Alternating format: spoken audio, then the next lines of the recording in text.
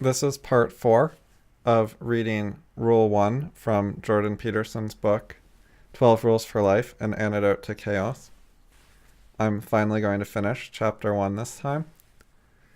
In order to speed things up, I read the rest of it and took notes.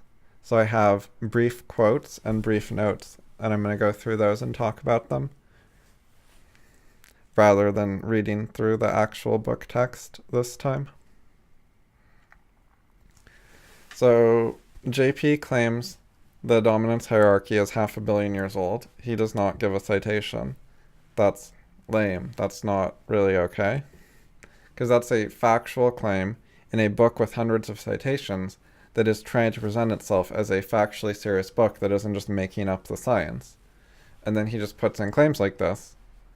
No citation. What he did have a citation for is that lobsters existed 350 million years ago. But one, that isn't 500 million years ago. And two, just because lobsters existed and lobsters have dominance hierarchies today does not mean that they had dominance hierarchies 350 million years ago. Maybe they existed and then evolved dominance hierarchies at a later date. So his belief about lobsters doesn't make sense, and it's 150 billion years off from this claim here. This next quote seems to think that lobsters have culture, because it's saying dominance hierarchies are culture and lobsters have them. So at best, that's very vague. Like, he's not defining what culture is. He's not really explaining what he's talking about. I think it's misleading and wrong. Lobsters have algorithmic behavior, and there's nothing they do that indicates that they have things like human culture. It's not the same kind of thing. There's all sorts of things humans do that we consider cultural stuff that there's no parallel for with lobsters. So what Peterson does is he takes stuff about lobsters and then he parallels it to humans and says, hey, look, humans do some things that if you squint at it just right, it looks kind of similar. And it's like, sure, you can take pretty much anything and you can find some similarities. But he's not focusing on the differences. And two, he's not trying to do it the other way around. Take distinctly human things and then see if lobsters have similar stuff, because they don't. It's much easier to go from lobsters to humans than vice versa, because lobsters are much simpler than humans. So if you have a really simple thing and a really complex thing, then if you compare from the simple thing to the complex thing, it's somewhere in that complexity you're going to find something that you can say is kind of similar. That just makes sense. I mean, it's not 100%, but it's not surprising that when you have something that just has way, way more complexity to it, you can find something sort of equivalent-ish. But it doesn't work the other way. When you take the really complex thing, and then you pick 5 things at random from it, and then you see if they're in the simple thing, probably not, just as a matter of odds. The simple thing is just missing so much stuff from the complex thing, but not vice versa. It's just like he's taking a big thing and a little thing. And think of a toolkit, right? So you can get toolkits for like doing home repairs. And you got like a 5-piece toolkit that has 5 tools in it, and you got like a 150-piece toolkit, like the big monster one. It's like if you look at the 5-piece toolkit and you pick one of the tools, you can go, oh, look, the 150-piece toolkit has this tool too. They must be the same. Or, significantly comparable. But it doesn't work the other way around. If you look at some of the tools in the giant 150-piece toolkit, they're probably not in the 5-piece toolkit. Sorry. So humans are not actually very similar to lobsters. Okay, and then he's assuming that human minds are a bunch of modularized parts, and that some of them are really old and didn't evolve in the meantime, rather than having a model where humans have general intelligence. So I don't think that's right, and I don't think that he argues his case. He doesn't actually discuss this. And he gives a citation, but you can look up the citation.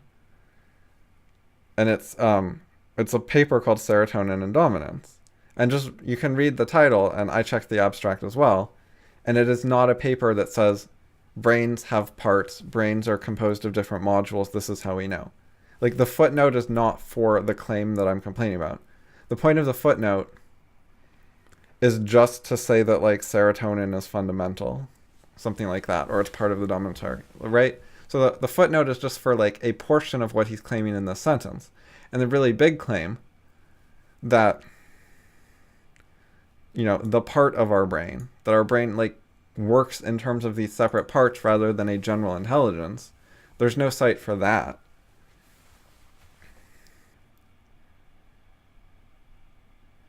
If you want to read about general intelligence, you should read The Beginning of Infinity by David Deutsch. Go to beginningofinfinity.com. I don't think I want to get into it too much, but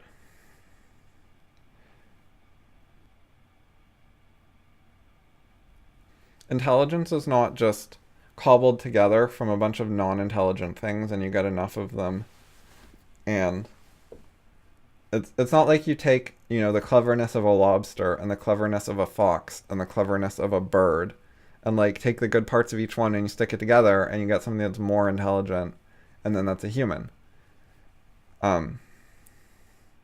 Humans are not just, like, a little different by degree and having a few more things from, like, gathered from different animals or something. Humans can actually think in this really general way. Like, you know, we can do physics. Physics is not just this thing that our genes evolved to deal with because of animal selection pressures. It is this emergent property where our intelligence goes beyond our evolution. You don't see that with any of the animals. Lobsters, all of their behavior has to do with things that there was selection pressure on lobsters regarding. But with humans, you got stuff where there was never this evolutionary selection pressure that selected for genes to deal with it. And yet we can deal with it anyways. Because of general intelligence. We have this thing that transcends our genes.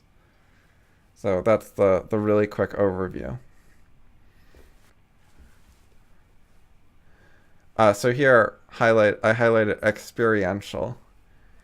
Peterson says that lobsters have not only behavioral similarities to humans and brain neurochemistry similarities, he says they have experiential similarities. How the fuck does he know that? Like, is he an expert on qualia? Are qualia, like, a solved problem? Is he talking about some other, like, rival to qualia? I'm not even a big fan of qualia. I think that theory is a fucking mess. But, like, what is he talking about? How does he know the experience is the same? How does he know what it's like to be a lobster? How does he see through their eyes and understand their, like, inner mental states? How does he know they have inner mental states any more than a text editor does? Text editors do complex behavior, so do, like, video game enemies. Do video game enemies have experiential similarities to humans? If you don't think they do, why do you think lobsters do? It's the same evidence. It's, you know, somewhat complex, apparently designed behavior. In other words, there's knowledge there. But how does that imply experience? All right, he says low serotonin means decreased confidence. But, okay, first of all, there's no cite. Like, don't you need a citation on this? Is there research on this? It's weird, because there's cites all over the place, and then there's just so many missing. There's so many, like, huge factual scientific claims that just have no cite. The cites are there to give, like, this impression of legitimacy, rather than to actually back up all the important claims. They're there not to, like, thoroughly research everything. They're there to make it seem scholarly. But their quality is very suspect, as I went through in my previous video, where I actually read one of his cited papers, and it was utter crap. And it had dozens of flaws, and it left me wondering, like, does Jordan Peterson read the papers he cites? Because if he read it and he didn't see the flaws, that's really, really bad. But if he cites papers without reading them, if he just reads the abstract or the conclusion and then cites it, that's also really, really bad. So I don't even know which one's worse. Anyway, getting back to this.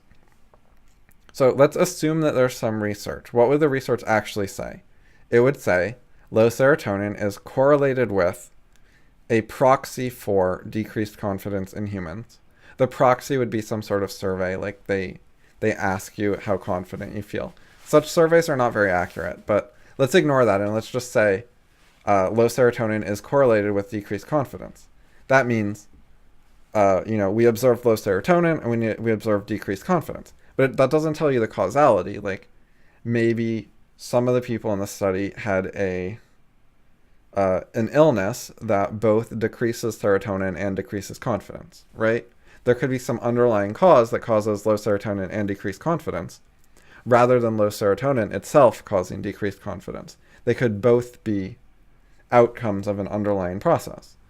So saying low serotonin means decreased confidence is wrong. There's all kinds of ways that could be wrong, and this is extremely well known, and the research just ignores these basic facts about correlation not being causation. They study correlation because it's easier to study, and that makes their research pretty worthless. And it's just this fundamental problem with the field, and then Peterson comes along, and without even citing properly, is just believing whatever the field says, apparently. So Peterson makes it sound like low serotonin is causing all these things when, at best, without citation, it is correlated with them, which is totally different. Serotonin is, it is a common thing in the human body. Like, it plays a big role. It's involved in all kinds of stuff. So it's correlated with all kinds of things. Like, it's not a surprise to find serotonin is correlated with something. That doesn't mean it's causing it. It's correlated with a million things, both positively and negatively. So this is what JP's talking about is really naive. And like, it could so easily be that first you get unhappy and then you produce less serotonin. Like, it could just go the opposite way around. First you feel pain, then you produce less serotonin. Like, he is not dealing with basic issues of correlation.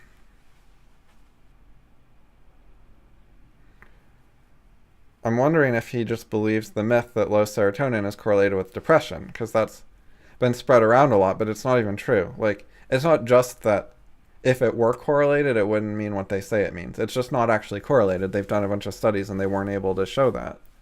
And here he is saying that it's correlated with, or means or whatever, less happiness, more pain, anxiety, illness, etc. Like, I question whether that's even true, even that we've found a correlation. Because with depression, which is a similar kind of thing to the stuff he's talking about, a bunch of people said we found a correlation, but we actually didn't.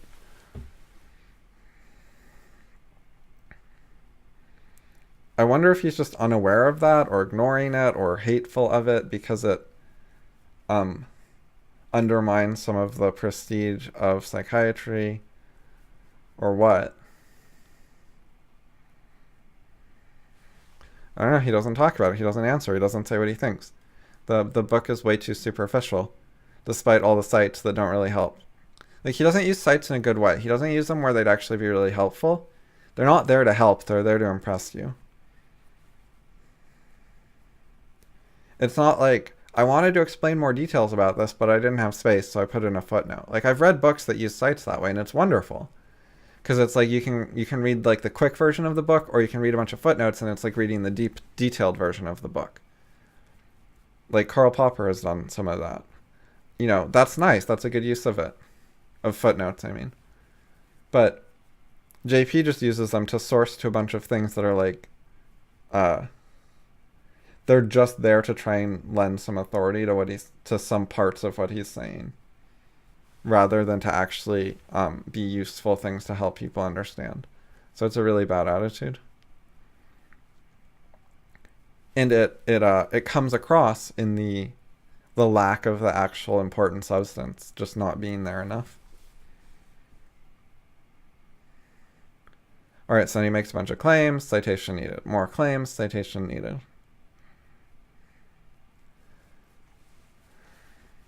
So he says that there's this primordial calculator or counter the dominance hierarchy mechanism somewhere in your brain before your thoughts and feelings, and it's like controlling you somehow.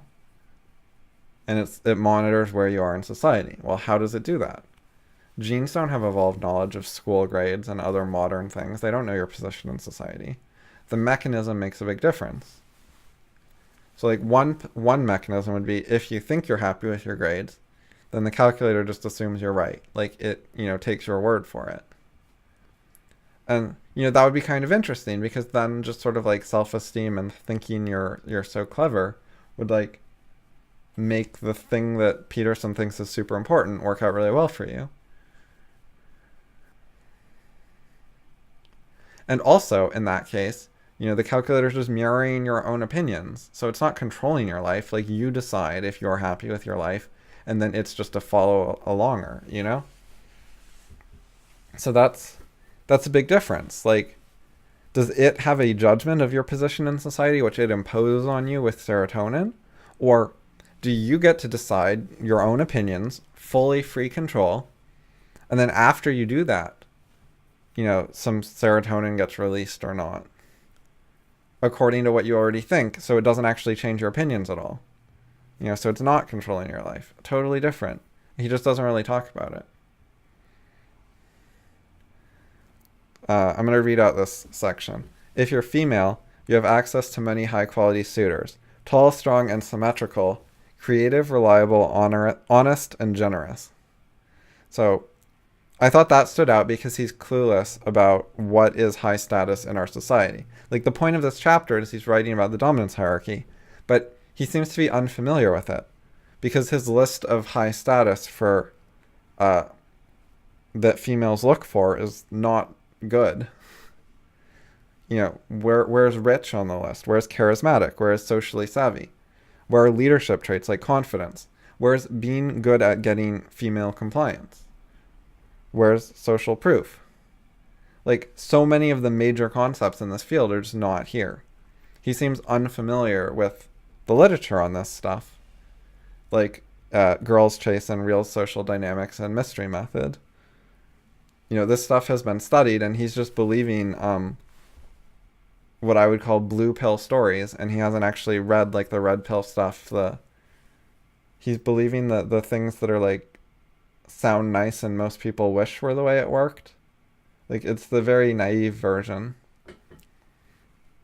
And he hasn't really looked into like the actual way it works that most people get sort of mad about and don't want to read because they find it unpleasant and they just wish the world weren't that way, so they close their eyes. They don't want to take the red pill. They don't want to deal with it. And so he's writing about social status, and his list of social status is just super blue pill.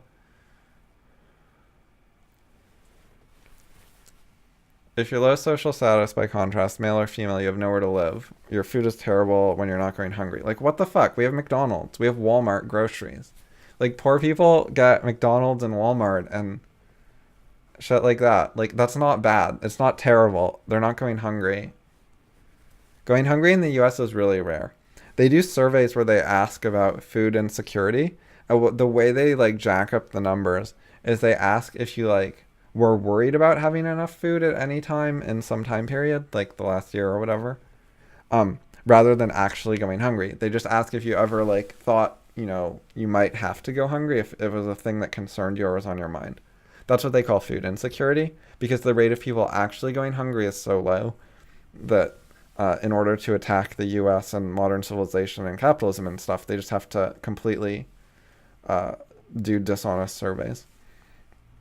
But anyways, this is such a, like, fucking slander of America. Like, if you're low status, your food is terrible? No. Like, low status people in America get to eat perfectly good food. Like, a Coke is a Coke is a Coke, You can be hella low status and you get to drink the same fucking Coke as Bill Gates. Or as a movie star, Mass production gives poor people a lot of the same stuff that rich people get. Or stuff that's, like, similarly nice. Or at least functional or pretty good. Not terrible. Like, yes, if you're rich, you can get more customized stuff and some higher end stuff, and there's advantages to it. But they're not, like, huge. Like, IKEA is pretty good. IKEA is not at all terrible, you know?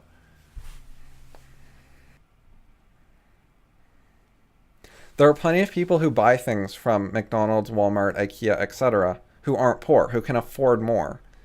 You know, there are rich people who buy some of the same things poor people buy. It's not, you know, you can't call it very bad when the person who could easily afford a better one says, you know what, this is fine, I'm buying this one. I have plenty of money to get a nice desk, and you know what I got? I found a 92-inch countertop at IKEA because I wanted a really big desk. So I got a nice wooden countertop, and I put it on some like filing cabinet drawer things from IKEA, and it's great. I really like it. I'm happy with it. It's really hard to find a better desk at any price because just like most desks are way too small in my opinion. It was not very expensive. Like I ended up with a cheap one, but I was just going by getting something nice. Like things like that are common. I eat at McDonald's sometimes. I could afford nicer food, but you know, McDonald's is pretty good.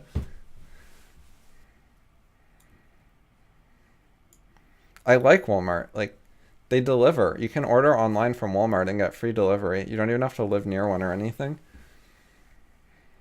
And you can get non-perishable groceries at cheaper prices for like a lot of the actual just same things that you could get other places.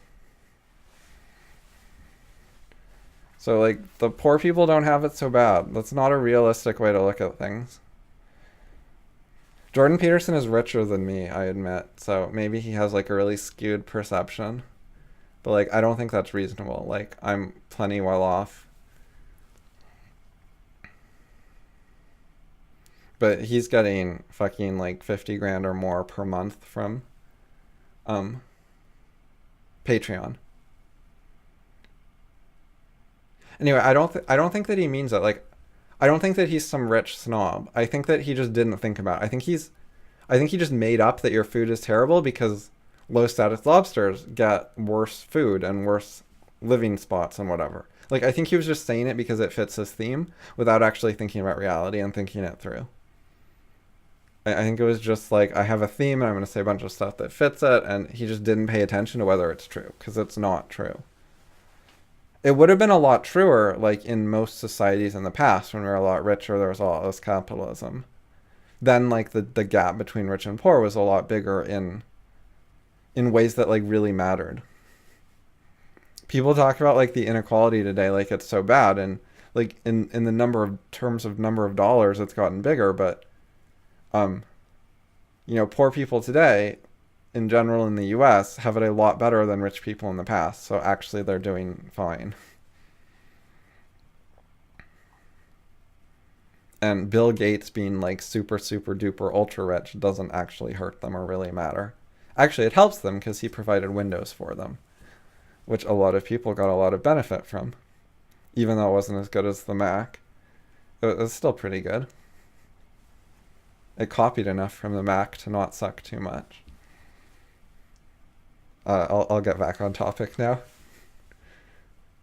Alright, reading. The ancient part of your brain, specialized for assessing dominance, watches how you are treated by other people.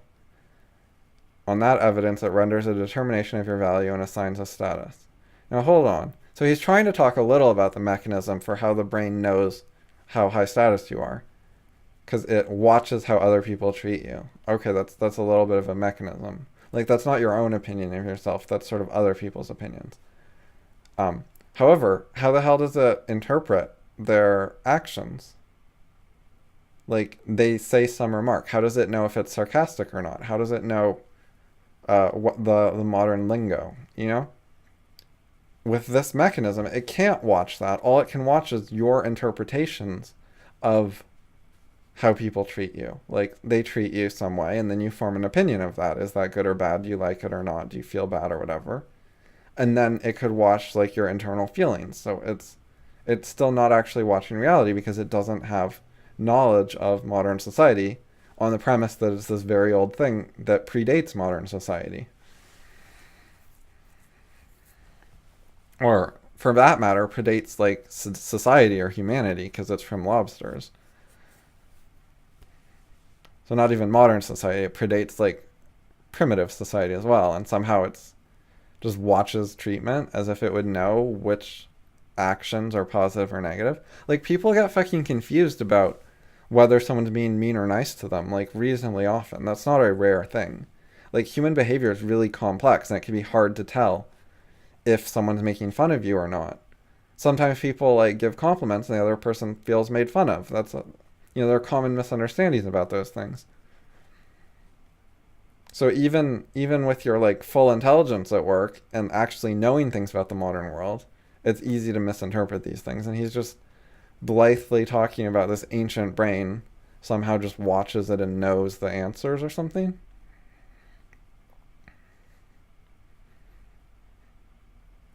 All right, and then it says that serotonin makes you more physically and psychologically reactive when it's low. Because emergencies are common at the bottom. Like, that's not really that accurate. Like, because, like, if you go to, like, a middle class high school, like, there are the people at the bottom of, like, that social order. But there are plenty of middle class high schools where you're in, like, very little physical danger. Like, there aren't very much bullying problems. And you're actually, like, pretty well off in society overall. Like, perfectly fine, not at the bottom.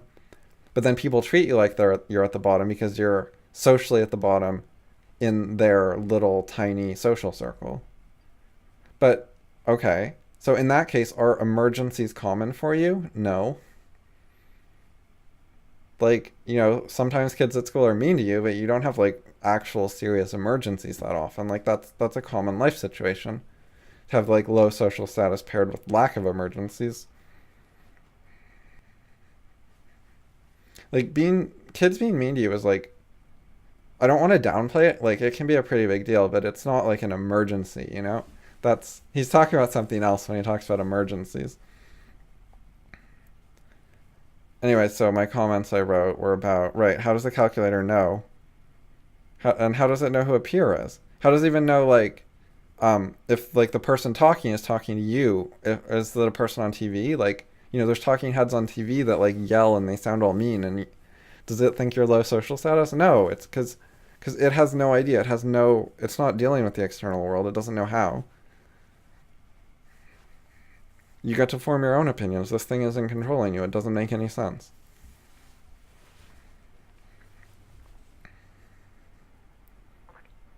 And anyways, you have, like, all sorts of control over your reactions. Like, you don't just live by being reactive, like, because that doesn't mean anything. Like, there are many reactions possible, and you get to choose between them.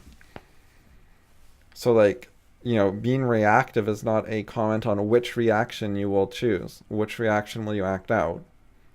Which reactions will you think of as potential candidates? It's just saying you'll be like, what? People always react. Everyone reacts to everything, like, all the fucking time. Sometimes the reaction is, like, I'm going to ignore it. Or, like, we're always choosing what to pay attention to, right? So it's like, okay, you react in some way to the things you pay attention to. Like, you could keep paying more attention to them, or you could pay less attention to them. Some things, like, get your attention and then you decide what to do about it. But, like, it's just an ongoing thing for everyone that we're reacting to reality. This is not a thing of low status people. You could make a case that, like, there are certain people who are reacting in somewhat different ways, and there's a pattern there, and they're reacting to somewhat different things, and there's a pattern there, but Jordan Peterson doesn't go into any of that. He's just skimming over and, like, ignoring all the details and the actual explanations of what's going on. So it's like, yes, there are some people who have, like, stronger emotional reactions to people treating them in more mildly bad ways or something like that. But that's not what he actually says. He's just talking in these, like, vague, broad terms. And with these stories, you like, it sounds like a plausible story when you tell it like that. Like, these people who are less popular have, like, stronger reactions to smaller triggers. It's like, you can totally imagine a person like that, because that is a type of person. Like, that's a thing that happens, so it sounds plausible. But it also goes the other way. There are people who have been, like, picked on so much that they're just, like, whatever, they're used to it. Like, they stop reacting to it much because they get over it. Or they just give up on dealing with it productively, so they just don't react. You know, some people like retreat into their shell and become less reactive in the same kind of situation where Jordan Peterson is saying they're going to be more reactive. So it's like, yes, some people get more reactive and some get less reactive. So your stories are just selective attention as convenient. Like you tell it like a story and you hope your audience imagines a person, an example role model where you're correct. And it's sure those do exist, but also counterexamples exist too. And he's not paying any attention to counterexamples. He's not looking for the ways he's wrong or his things are less general than he says. He's not looking for ways his stories don't fit the world. So that's really bad. His attitude is not scientific. It's not rational. It's all like confirmation bias and just looking where it's convenient and in ways you want to instead of very objectively.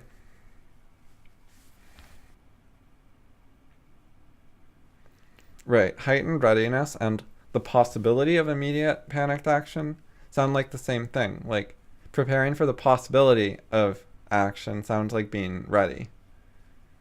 So it might be a typo. Maybe he meant you use up your resources on one, readiness, and two, actual panicked actions, like when you actually do them, instead of their possibility, which is readiness. So that's screwed up there, I think. It's just like another story. It's like you can imagine situations where this is about right and it makes sense, but you can also, if you think about it, come up with counterexamples where this isn't what people do. There are poor people who are low status and who like save a lot because they want to move up. You know, that's a thing you can do. You can say, oh, I'm in a pretty bad situation. I want to change this. And you can like be a super saver who's like really being prudent.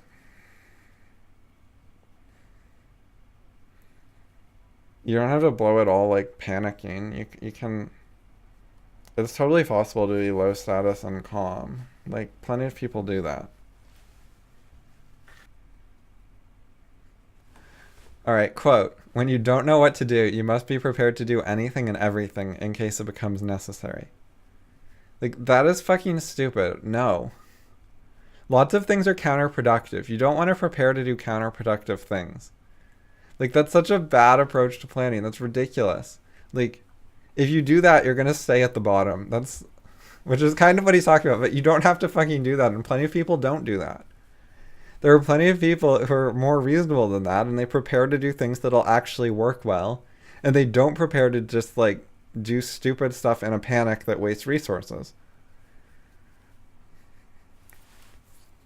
So, in Jordan Peterson's own word, the strategy he's talking about, in metaphor, is you're sitting in a car with gas and the brake pedals both punched to the mat. It's like, yeah, so that shows why it's stupid. Don't fucking do that. And plenty of people know that's stupid, and sometimes they make mistakes, and sometimes they don't, and people vary, and all these broad generalizations about people are pretty silly. Because plenty of fucking poor people don't slam down the gas and the brakes at the same time. Or ugly people, or low status people, or people with slumped postures, or whatever.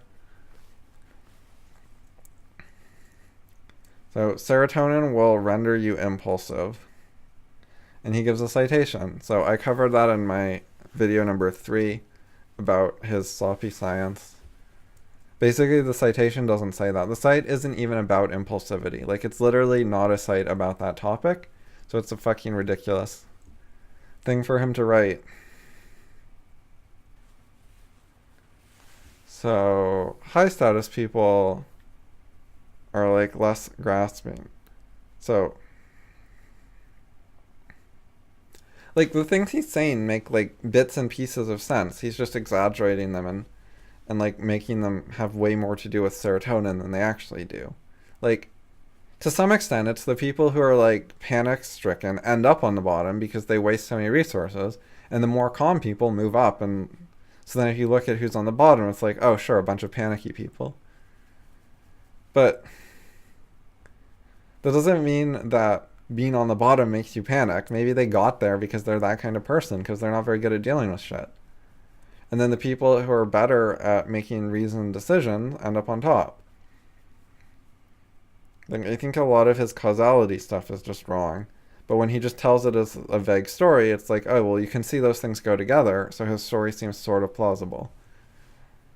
But it's not like a serious analysis. Anyways, I have an essay on overreaching, which I think is really important.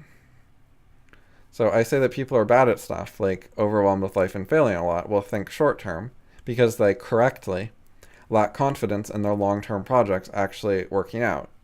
So Jordan Peterson tries to like smear them as impulsive, and there certainly are impulsive people who cause their own problems, but it's also they're like there's an actual logic to the situation where if your long-term projects have failed a lot, so you have like low confidence for good reason, then it actually makes sense to get some short-term benefits, because you can actually get short-term benefits that work, but if you try for more complex, bigger picture projects, they fall apart because you're not able to manage such things, because managing those things takes like a lot of skill that you don't have.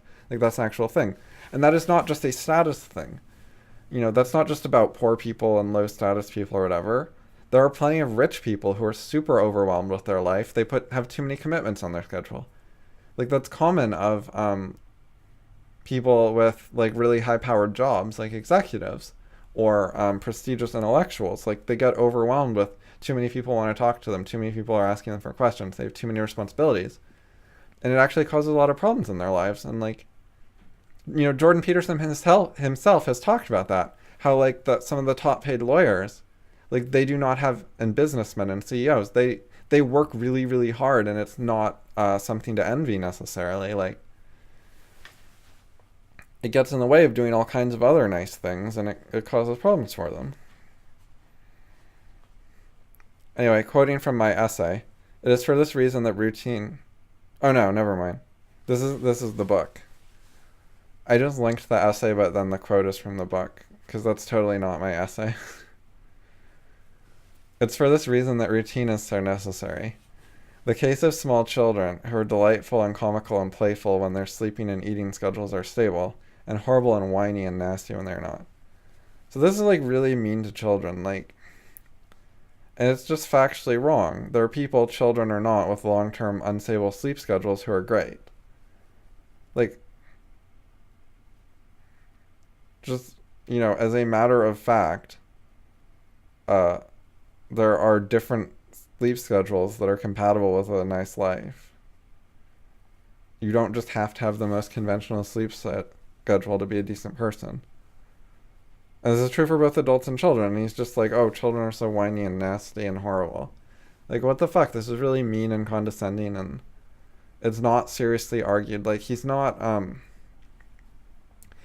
treating his, like, aggressive ageism with proper caution and seriousness. He isn't like, okay, I'm making this big claim, and I'm, like, actually stereotyping a minority group that's kind of oppressed, and I'm going to stereotype them in a negative way, but here's why it's like really important, and I think it's true, and and here's all the details. Like, he doesn't do that. No, he's just like casually, oh yeah, let's take one of the most oppressed minorities and just like shout obscenities at them. Like, what the fuck? That's not a reasonable way to live in the world. That's irresponsible, and it's abusing his podium.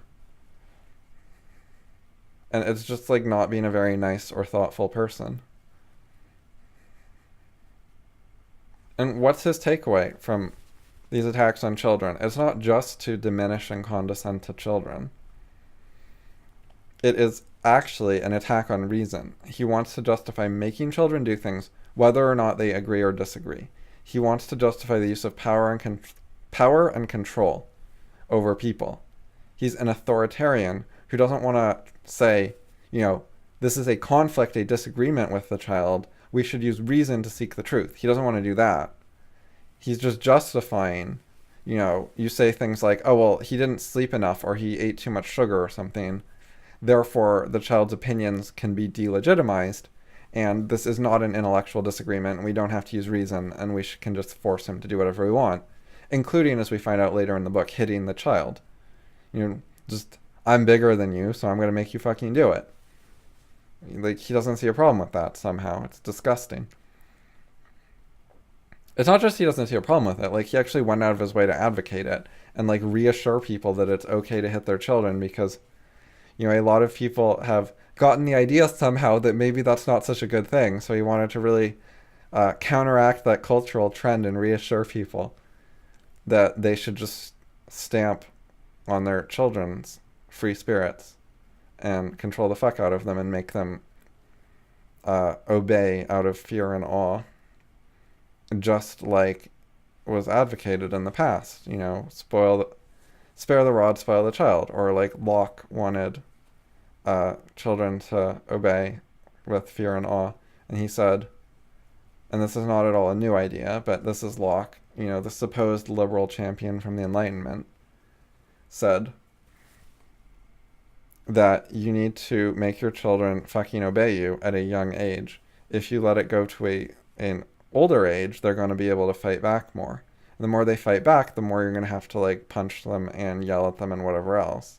So as long as you just absolutely crush their spirits and make them your slaves at a really young age when they can't fight back as much, then there will be less conflict because they won't fight back as much. So do it that way. And it's really irresponsible to let them grow up without being your slave. Slave's not his word, but I mean, it's just unquestioning obedience. What else do you want to call it? It's controlling someone else's life, and their opinions don't matter, and their mind is not part of the equation. Turning someone into your puppet. And puppet, that's a word Jordan Peterson would use. But slave, oh no, we couldn't say that. That's too mean to some of the cruelest people in the world. They say they love their children, and then they're so utterly cruel to them. It's fucking everywhere. I always ask my clinical clients first about sleep. Do they wake up in the morning at the same time the typical person wakes up? What the fuck? Like, okay, suppose that you think that having a regular, stable sleep cycle is good. I don't think that's the best for everyone, but I can totally see how it works pretty well for a lot of people. Like, okay, so we can make a case for that. Why do you have to wake up at the same time as a typical person? Like, why can't you work the night shift and, like, wake up at a different time than other people? Maybe you're retired. Why do you have to wake up at the same time as everyone else? That's so just, like, randomly conformist in, like, a really thoughtless way with no reasoning to it. He's just telling people fit the fuck in, regardless of your personal situation and life goals. He's just assuming that you have conventional situation, conventional goals, and then giving advice accordingly. And if you don't, then the advice won't work out that well. And then they'll just leave him and go find some other therapist. So he's just, playing the odds. Like, if he just gives the same advice to everyone, fit the fuck in. Hey, like, for 75% of people, maybe it reasonably fits their situation. So that's a successful clinical practice, I guess, maybe. I think that's awful. I think that you should actually pay attention and not just, like, screw over a portion of your clients because you don't even attempt to fit your advice to their actual needs and, like, pay attention to them personally. He's just giving this, like, generic one-size-fits-all advice. Like, he's reporting to us that he always asks his clients the same thing and tells them the same advice. It's one-size-fits-all clinical therapy. Instead of, like, listen to them and deal with their problems. Like, I'm sure he does some of that, but he's telling us very clearly that there's this, like, one-size-fits-all element to his therapy. If you do not sleep in the conventional way, the first thing he recommends is you change your sleep to be conventional. Doesn't matter who you are, what your goals are, why you're in therapy. Just do that. That's so bad. I don't think it's bad compared to other therapists. Like, I'm not trying to call him a bad therapist on a relative scale. I'm just trying to call him a bad therapist on an absolute scale. So just to be clear, he's a bad therapist in an absolute way, not a relative way. In other words, there are plenty of other therapists who are even worse. So, small comfort, eh? Okay, so then he gives some arguments. So he was saying that you need to wake up at the same time every day, and it needs to be the same time a typical person wakes up. So there's two claims here. One, have a consistent wake-up time. And two, make the wake-up time be the typical time for our culture. And then he gives arguments, and every single argument is an argument for point one: have a consistent wake up time, which, works reasonably well for a lot of people. I don't think it's for everyone. I think it's a bit overrated, but yeah, there's an argument for it. Um, but then his point two: make your consistent wake up time be the same time as everyone else. He doesn't argue that one. He just said it, and then he argued something else. So that's really dishonest. It's shoddy arguing. It's like, it's making it look like he's arguing his case when he isn't really. So I find things like that really nasty. Like, he put these two claims right next to each other, and they argued one and not the other, and he's trying to trick people. Like, he's relying on people not noticing that he didn't argue the second claim. Like, he just stuck it in there unargued. If he thought that every reader would read it the way I did, he wouldn't write it. Like, he's only writing it because he's tricking some people. Maybe he's tricking himself too. I don't know. Maybe he's stupid enough for that. But, like, I mean, I think he's like 140 IQ or more, so maybe he's just tricking the other people. Maybe he just doesn't think about it. Like, maybe he could quickly see the problem if he looked, but he doesn't look. Like, that is a thing that would fit. Because I feel like he's smart enough to notice that kind of bad argument quality if he was really looking for it in a serious, thoughtful way. I hope. Like, because he said a lot of smart things. Like, he gets some things right, and it's not an accident, and it's not luck. But then there's other things where he's just totally fucking wrong and stupid and mean, and I feel like that's more a matter of, like, choice than lack of capability for him. No excuses.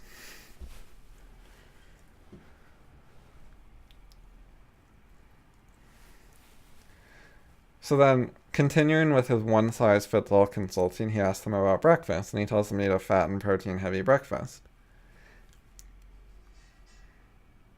And he says this is because anxious and depressed people are already stressed. But, okay, first of all, doesn't he get clients that aren't anxious and depressed? Doesn't he have, like, a variety of clients? Like, I get that that's, like, a lot of his clients, but surely it's not all of them. He must get some clients with other problems. And second of all, like, this is so one size fits all, and it really doesn't work well for everyone. Like, I rarely eat breakfast, personally. And, like, a friend of mine who you might call a bit anxious and depressed, though I wouldn't use, like, I don't mean those terms in the mental illness way, but you could, like, think of something sort of in that ballpark, like, for a way a person might be. Tried this breakfast advice, like, and they would, like, make themselves eat it even when they weren't hungry, and, like, they tried to make it work. And it really didn't work for them, and it was a lot of, struggle and failure, and it was a pain point. So, like, this kind of advice, it's common. It's not, like, Jordan Peterson's original idea. And it causes misery for some people who really try it and think, like, this is important, and this is how you make things better, and I'm going to give it a serious try. Like, that, it really doesn't work for everyone. And it can be quite bad. I think I would be miserable if I tried it. I've never tried it, though, because I don't have problems like this. I just don't usually eat breakfast, and it's fine, so... But I never really had a reason to change, because my life is going well.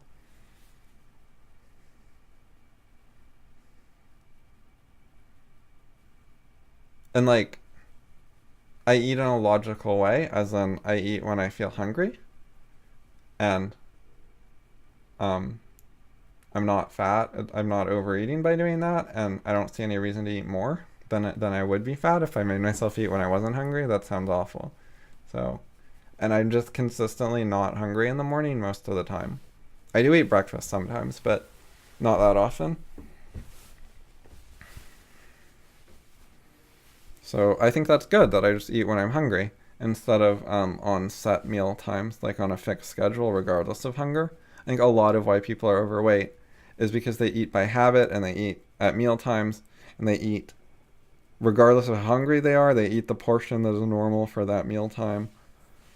And so there's a lot of things like the stuff that Jordan Peterson is advocating that are actually like causes of obesity. Like, I think it's dangerous to tell people to eat more at a certain time, just always eat a bunch in the morning, because that will cause eating when not hungry, first of all. And second of all, if their habit is to eat a certain size lunch and a certain size dinner, and you make them add this big breakfast on top of it, they're going to be overeating.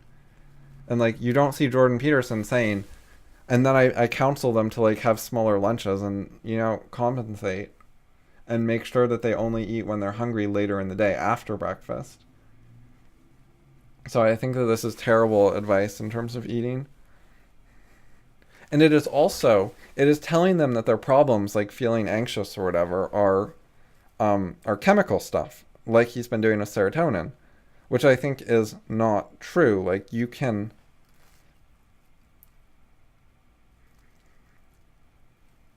have a lot more control over your life than that. You can take responsibility for yourself, even when you are a little anxious or whatever, or hungry or something. Like, people talk about being hangry, which means hungry, angry. And, like, that is a thing, but it is also an avoidable thing. Like, you don't have to be that way. If you have different ideas, different attitudes, you don't have to get angry when you're hungry. I don't get angry when I'm hungry. Like, that is not a part of my personality to do that.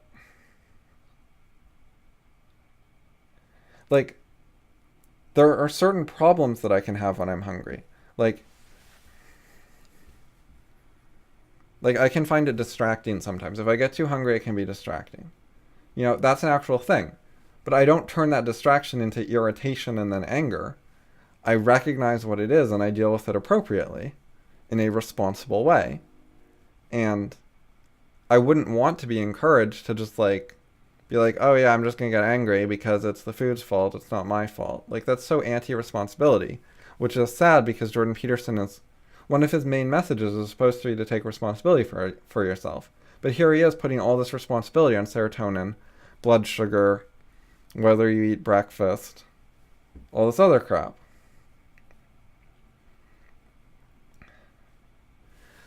There are different ways to deal with, physical limitations and chemical things and whatever. Like, sometimes I'm tired. Does that mean that I'm, careless or mean or make a lot of mistakes? No. There are ways to deal with it. Like, I will recognize that I'm tired, and then I'll put more effort into checking for mistakes. I'm tired. I realize that I'm making mistakes, so I'm going to reread things more. I'm going to double check things more, and so on. And then I can keep my rate of actually making mistakes like normal. You can just compensate for when you're tired or hungry or whatever. You can be like, oh, I'm kind of hungry. I'm feeling a little irritable. And then so you can put actual effort into being calm and dealing with it well in that situation so that you don't act like a bitch just because you didn't have breakfast. Like, the solution in my mind is take fucking responsibility for yourself and learn to manage yourself instead of just trying to make your life really conventional and hoping everything works out by keeping a conventional schedule, conventional eating patterns, and conventional sleeping patterns, and so on. It's better if you can actually manage your own life instead of just following the conventional pattern and hoping it works, which is what Peterson seems to be advocating. And it's like, okay, for some people, the conventional pattern works reasonably well, and for some people, it doesn't work all that well. And for the people that are your therapy clients, you're actually going to get a lot of the people it doesn't work well for, because, like, if the conventional pattern works really well for someone, they're less likely to go to therapy, If your life's going great, you're not going to go to therapy. So, like, the people who go to therapy are disproportionately going to be people who have tried to do conventional stuff and hasn't worked well for them. And it's like, yes, you can get some of them back on track and they didn't do a very good job being conventional and whatever. But, a lot of times there's actual reasons it's not working well for them. And Jordan Peterson saying sleep at normal times and eat in the normal way is not addressing their actual personal issues, the problems they were having with that stuff. Such as, some people commonly just don't find that they're hungry in the morning. That is a thing that a significant amount of the population has. Some people are like, yeah, breakfast, I'm hungry, sounds great. There are other people who are just not that hungry in the morning a lot of the time. That's not like that unusual. So Jordan Peterson doesn't have like customized solutions from what it sounds like very well. I mean, I know he's oversimplifying for the book, but like he's presenting it in his own words, his own description of his practice. Like I always tell them this first and this second. And I always give them the same advice. Like he says, I ask about breakfast and then I counsel them the following: eat a fat and protein heavy breakfast as soon as possible after you wake up. It's not I ask them about breakfast and depending on what they say, this is one of the common pieces of advice I give. It's just I ask them and then I advise this no matter what they say. That's how he presents it himself, which is fucked up. Anyway, so I had these written comments, which I haven't even gotten to yet. So I'm going to start reading those and see what those are like. It's irresponsible to put this kind of diet advice in a one-size-fits-all book. Tons of readers will take this advice as for their situation, but it's not really for everyone. Nody's implying lots of his clients are anxious and depressed, and that's the reason for this diet advice. But lots of his readers aren't. So right, the people reading his book are not the same people who are his clients. Like, for like average of what problems they have, what type of people they're like, etc. So like he has a bunch of clients with particular problems, and then most of his readers don't have those problems, as the people are actually coming to him for therapy. So there's like this mismatch between the advice, and people are going to read this book and they're going to think this advice is for them.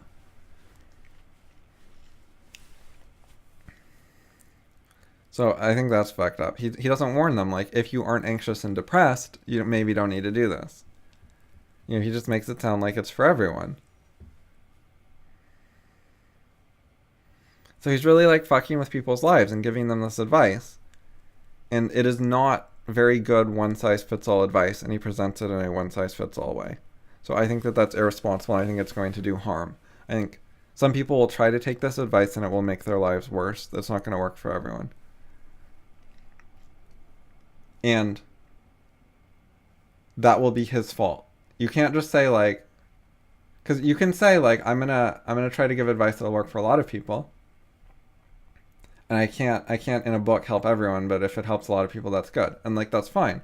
But if you want to do a book that way, you can actually write that in the book and say, you know, hey, this won't work for everyone, but try it a little bit and see if it starts to work for you or not. Like, you know, experiment with it in a responsible way. Don't fuck your life up. Be careful. Like, here are some of the ways it goes wrong. Here are some of the common signs that it doesn't fit you perfectly and you shouldn't do it. Here are the common signs that it would work well for you. Like, he isn't giving people criteria to judge, should they do it, would it work for them, what are initial steps they can do without fully committing to it, etc. Like, there are all these things he could do to mitigate the harm of giving this one-size-fits-all advice to a lot of people. But he's not doing them. And instead what he's doing is he's using his credentials and authority. He's using all his citations and his reputation to make it sound like this is just the way to live. So he's actually like really pushing and imposing it on everyone and like putting authority behind it, making it harder to resist, making more pressure to do it.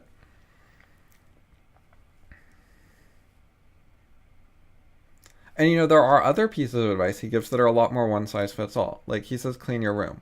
Like organize your stuff a bit better, make it a little nicer. And like that pretty much applies to everyone. Like basically anyone could like organize their room a little more or something. You know, I guess there's like there are people who are like perfectionist and over organized, so it'd probably not be helpful for them. But you know, it's pretty generic advice. This is like significantly less generic advice. But yeah, even with clean your room, like it could use some qualifiers. Like most people have a messy room, and cleaning it a little would probably be a good idea.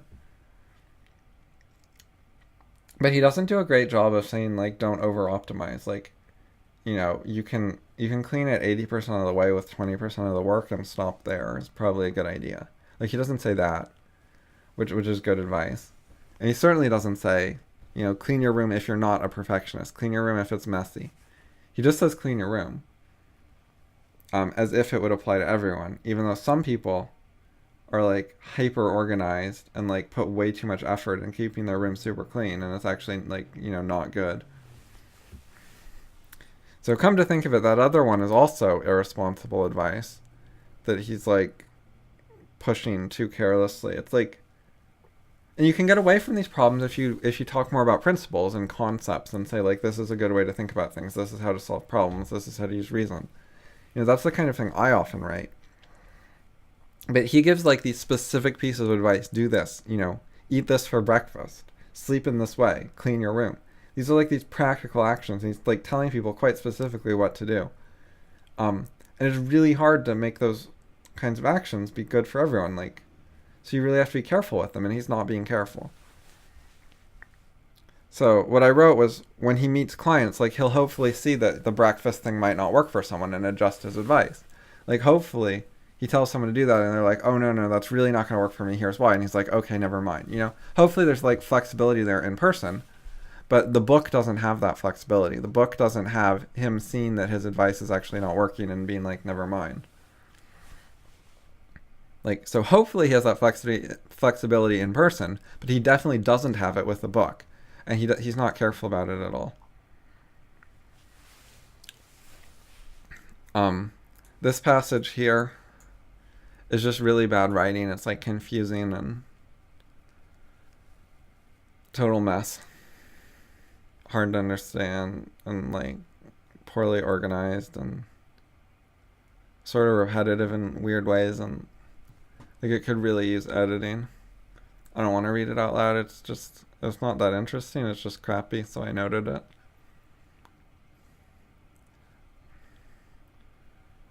Alright, so this next thing. The microphone sends a signal to the speakers. The speakers emit the signal. The signal can be picked up by the microphone and sent through the system again. This is just faulty parallelism. It has sends, emit, and can be picked up. So sends and emit are both like an X happens type statement where it's just, this does this. Which is totally fine. That's good. He should write that way. And then can be picked up is just hedged. And when you're having like three things in a row, they should all be the same. Like, if you need to hedge all of them. And if you don't need to hedge none of them. It's just this total random inconsistency when one of them is hedged. So he should have just written the signal is picked up by the microphone.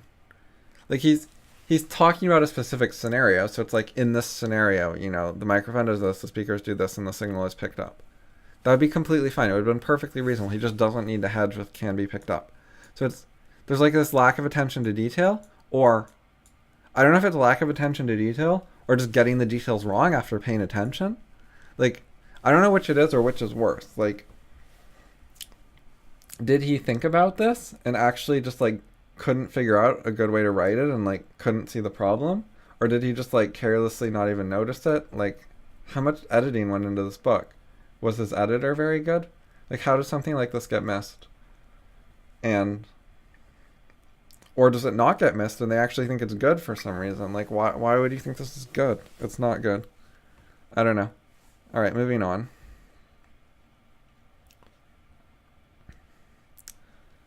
So much of the time we label it a quote, a mental illness.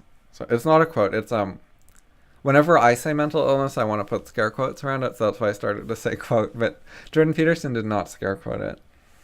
The reason I scare quote it is it's a category error. Mental illnesses are not illnesses. If it's an actual illness of the mind or of the brain, like Alzheimer's, or like a brain tumor, that's just an illness. That's not a mental illness. Like a brain tumor is not a mental illness. That's an illness. So like mental illness only refers to non-illnesses. Anytime we actually think it's an illness, it's not called a mental illness. But like being homosexual, no, that was a mental illness. Until it wasn't. Due to cultural shift, not a medical shift. Anyway, so he's sort of anti-mental illness in a bit, inconsistently in this passage. But then next he says addiction to alcohol or other mood-altering or another mood-altering drug is a common positive feedback process. But, addiction, now that is also a, quote, mental illness.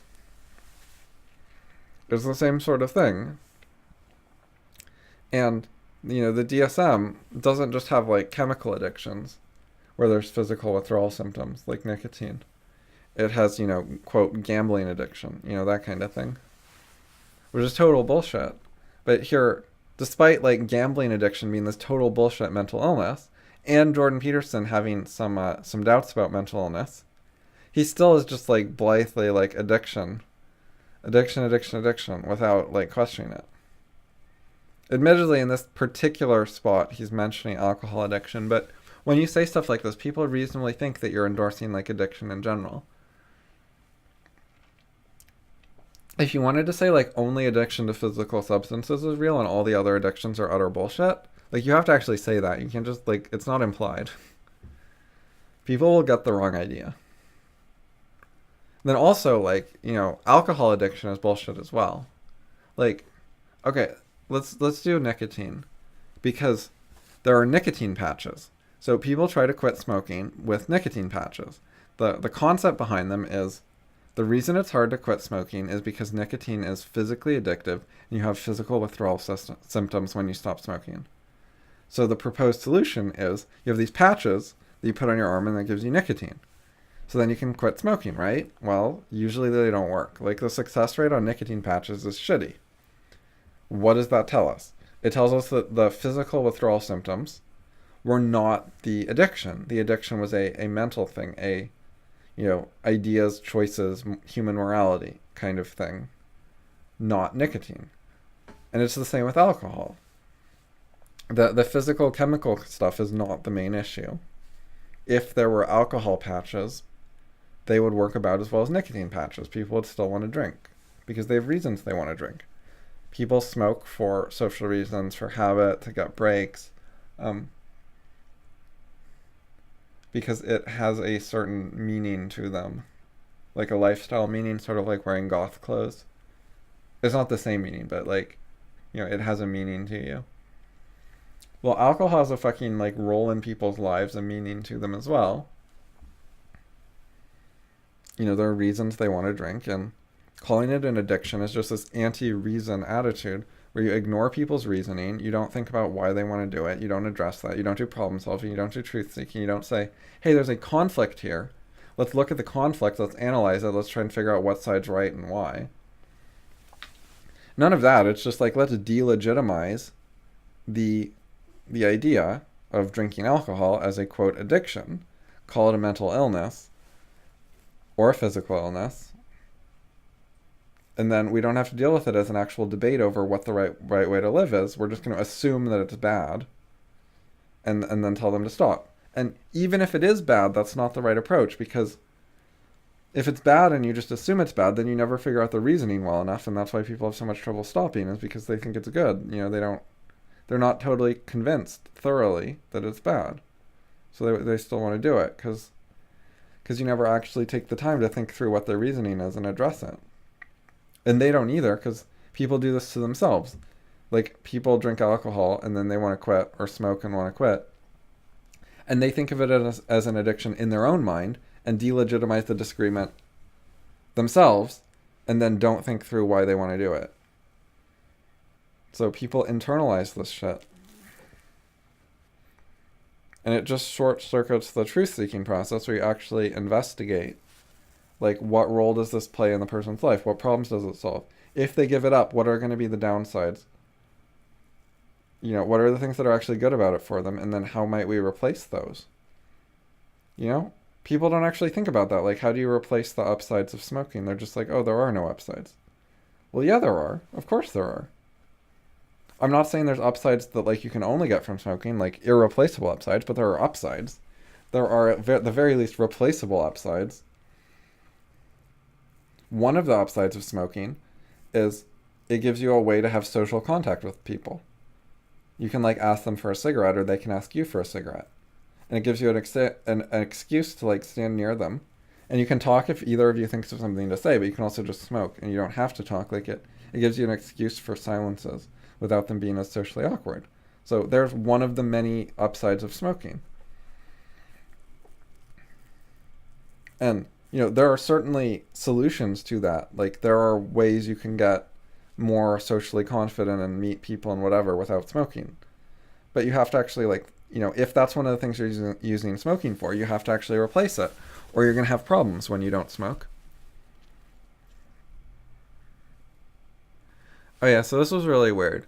So I'll read it. When he stops drinking, Not only does his blood alcohol level plateau and then start to sink, but his body begins to produce a variety of toxins as it metabolizes the ethanol already consumed. This says when you stop drinking, then your body begins to produce toxins from metabolizing the ethanol. But wouldn't it do that as soon as you drink, not when you stop drinking? Like, that just makes absolutely no sense. I think it's just scientifically wrong, and I think it's not a serious opinion he has. I think it was just really careless and stupid. Like, when you stop, your blood alcohol level plateaus and then starts sinking. That makes sense, because while you're still drinking, you're going to make it go up because of the drinking. So it only starts, to plateau and sink when you actually stop drinking. But as far as your body producing toxins, that's just going to begin as soon as there's alcohol that can get metabolized. Your body doesn't wait till you stop drinking to start metabolizing the alcohol. It's just that as long as you're still drinking, the total amount goes up because you're drinking faster than your body metabolizes it. So saying that your body starts doing this stuff when you stop drinking is nonsense. But, it's not random nonsense. It's not a random error. It fit his narrative about why it's hard to stop drinking. So he wrote it because it was convenient. So it's not very intellectually serious and honest and scrupulous, because he's carelessly making mistakes that benefit his narrative, So there's like a bias to them. So that's really bad.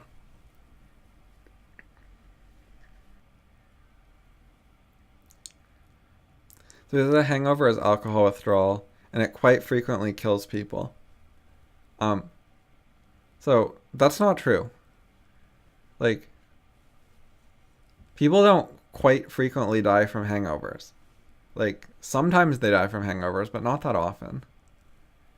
So even just saying it frequently kills them would have been exaggerating, right? That's not like a scientifically accurate statement.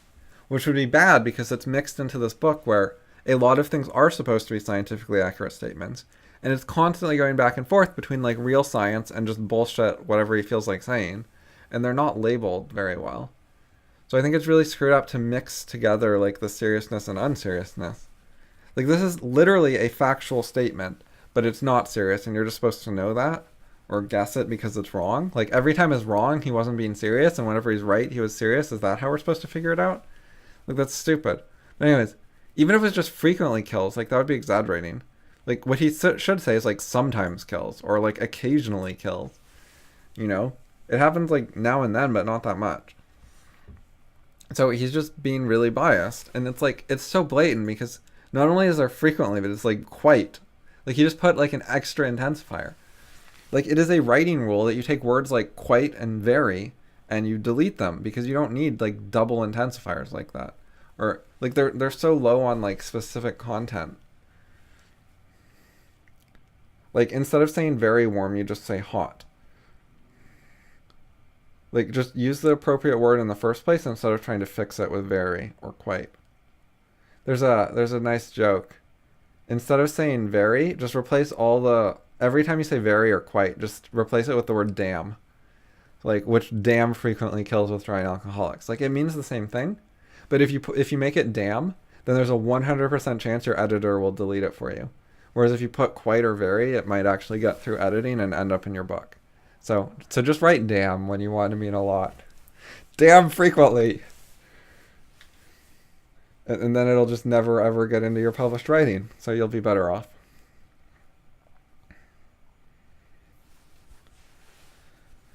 Okay, so I didn't like this because it's so passive. It's like, it might be what is required. Now it's what you prefer, or like what you choose or something. Like, or what you think is required even. But it's not just what is required. Like, it's not this fact of reality. Like, choosing to drink more because you want to, like, lessen your alcohol withdrawal symptoms it's not like a hard requirement. You might decide, like, well, I have a business presentation today, so I better drink today so I can get through the day, and I'll try to drink less later. And you might say, in order to do well in my business presentation, given my current, ability to cope with things and skill set and whatever, I require to drink some more alcohol. Like, okay, fine. That would be like a somewhat reasonable judgment. But this is just, if you're really miserable, drinking is required. Like, no. misery is a thing you can just decide to cope with. Like, I'm not saying you always should, but it's an option. It's not required to drink more if you're really miserable. You can decide to tough it out. That's also an option. Like, it's an option you can take pride in. It's a thing that some people make work, and that can be a good thing. Anyways, I really didn't like how passive it was, just like what is required. No, it's like a particular opinion of what's required. It's a way of looking at it. It's not just a fact of reality. It's a preference. It's a lifestyle. It's a thing that could possibly be disagreed about, which is, he presents it as not something that could possibly be disagreed about. He presents it as a fact when it is not a fact, it is open to possible debate.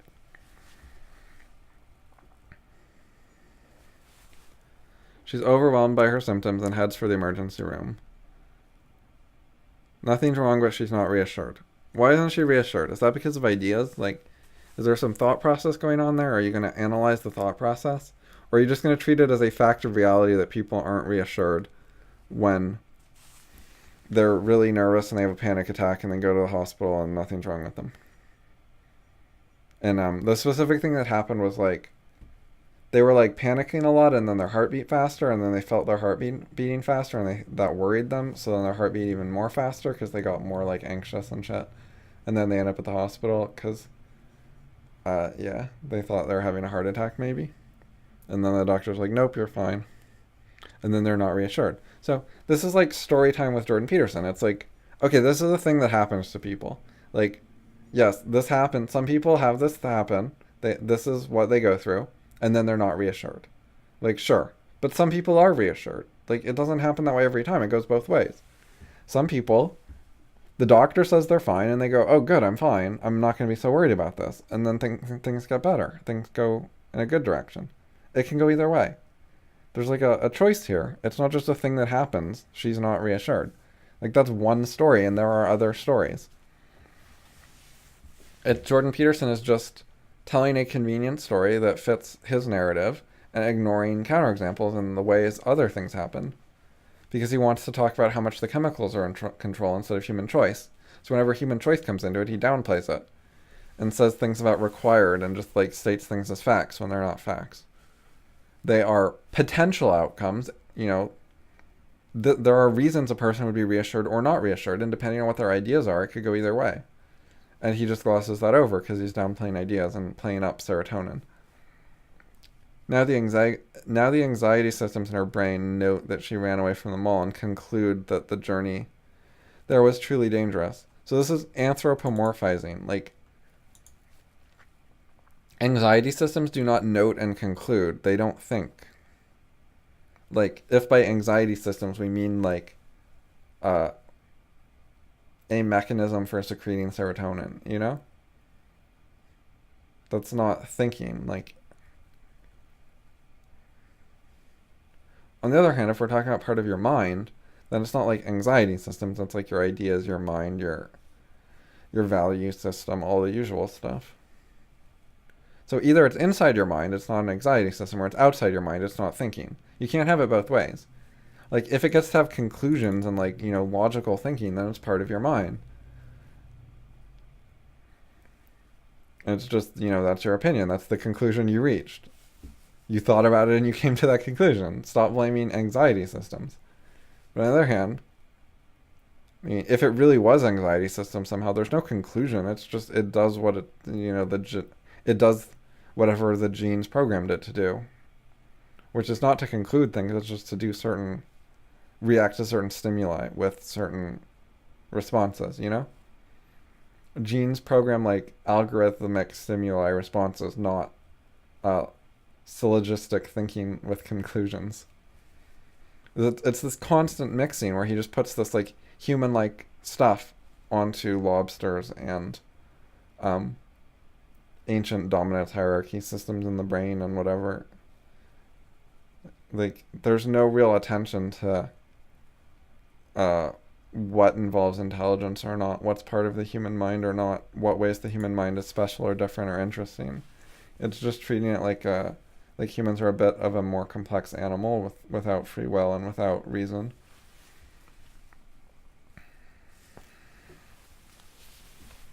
Without things like general purpose problem solving skills. So that like actual win-win solutions can be created for things. And we're not just like slaves to human nature. It's all really ironic to me because to the extent that we're like slaves to human nature, um, it's ancient memes, not genes. It's ideas that replicate. It's culture that's actually all the things people attribute to like evolutionary biology or evolutionary psychology or like uh, to like genes controlling our lives. It's basically all memes controlling our lives, and like that is a real thing and it's significant. It's fightable. It's not 100% set in stone, but like they totally have the wrong culprit. Meme evolution is more advanced than gene evolution. It's been meeting most of the selection pressures faster than genes for a long, long time. So all the times they're blaming genes for stuff, they're so wrong because the memes would meet the selection pressure and the memes evolve at a much faster rate because their generations are faster because a gene generation for humans is like 20 years, maybe 15 in the past. And then but a generation for memes, you can have like hundreds of ideas in a day. It's so much faster to have meme evolution than gene evolution. So like most selection pressures that came along once we had memes, a mimetic solution evolved faster. And then the gene solution never evolved because the selection pressure was already met. So, evolution got taken over by memes. So all this stuff blaming our biology is just wrong. And there actually is this like enemy, this human nature, this thing that's hard to deal with, but it's memes, not genes. And it has a lot of the traits they think. Like it's not impossible to deal with, but it's tricky. You know? And they just attribute it all to genes and don't think about it very carefully. And to serotonin. Like it's not serotonin. It is ancient static memes. Memes that have a replication strategy of disabling your creativity and giving you blind spots and irrationality so that you're not able to criticize and reject the memes themselves. Like that's what we're up against, and people aren't even trying to deal with it. They don't think about it. They don't know. And the moment you start talking about that, they're just like, oh no, it's biology, not culture. It's like, but like 100% of your evidence for this stuff, pretty much, is that it's hard to change, It's like, but memes are harder to change than genes, so like it fits what you want. Like it's a serious problem. Like you observed that people don't change very easily. That it's not just like tossing around ideas. And it's like, yeah, it's more complex than that. Like the you can be whatever you want just by thinking that people are wrong. But you don't need genes to make them wrong. Like memes can be highly evolved and complex with defense mechanisms and keeping them in place mechanisms. They can be evolved to be hard to get rid of, and they are. And Jordan Peterson doesn't know a damn thing about it. And if you want to know about it, read The Beginning of Infinity by David Deutsch. Our anxiety systems are very practical. They assume that anything you run away from is dangerous. But this is very impractical, and his own example shows it's impractical, because lots of things you run away from, like the mall, are not dangerous, and then you end up with problems. So like that, his whole point was that the anxiety systems, his whole point was the anxiety systems fuck up. They're impractical, like they make these huge mistakes. Then he calls them practical. It's thoughtless. Like he's not actually putting careful thought into this. So, right, this is just careless as well. He writes ever more dangerous world, and he means ever more dangerous appearing world, something like that. Like, it's not that it's actually dangerous, it's that it appears that way, is what he's talking about. He's talking about false perception, not reality. But he didn't write it that way, so that's bad. Depressed people, for example, can start feeling useless and burdensome. Makes them withdraw. And the withdrawal makes them more likely to feel useless and burdensome. Okay, so This is not the only example, but this is just one I picked out. This is not a matter of probability. It's ideas. How do you think about it? How do you interpret it, evaluate it, judge it? You can form your opinions about it according to some framework or value system or whatever. So what happens depends on your explanation of what's going on, what you think of it, your approach to life. It's not luck. It's Not Luck, by the way, is the title of a quite good book by Eli Goldratt. Totally unrelated. It's about business. But the title is a good title because like people blame so much shit on luck and it's not luck. And Jordan Peterson probably wouldn't say it's mostly luck. Like he wouldn't use it in those words, but he says likely, he says probable. He uses probability words, or in other words, luck words, as if it just happens by roll of the dice. But it's not a roll of the dice. Like you have control over it. Jordan Peterson says, this means that the damage caused by the bullying, the lowering of status and confidence, can continue even after the bullying has ended. He was talking about like childhood stuff and school bullying. And I wanted to say that this applies to parental bullying. Like, if you bully your kids, the damage can continue even after you stop bullying them. So like, when they're 15, you stop bullying them, or when they're 18 or 12 or even 5, whatever. The damage can still be very lasting. So I think that's important. I agree about that there are long-term consequences to hurting people. It's not like the moment you stop hurting them, then it doesn't matter anymore. It still matters. Some people are bullied because they can't fight back. This happens to weak people, like physically. This is one of the most common reasons for bullying.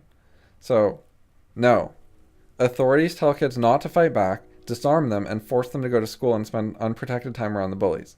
Like, they make them spend all this unsupervised time around people who can bully them, order them absolutely to never fight back, and don't let them have any sort of defensive weapons like pepper spray. And then you say that they're getting bullied because they're physically weak. No, they're getting bullied because of truancy laws, because the teachers won't fucking help them, because the teachers will punish them for fighting back, and because they're not allowed to protect themselves. Being physically weak doesn't fucking matter that much if you're fighting with pepper spray or guns or something.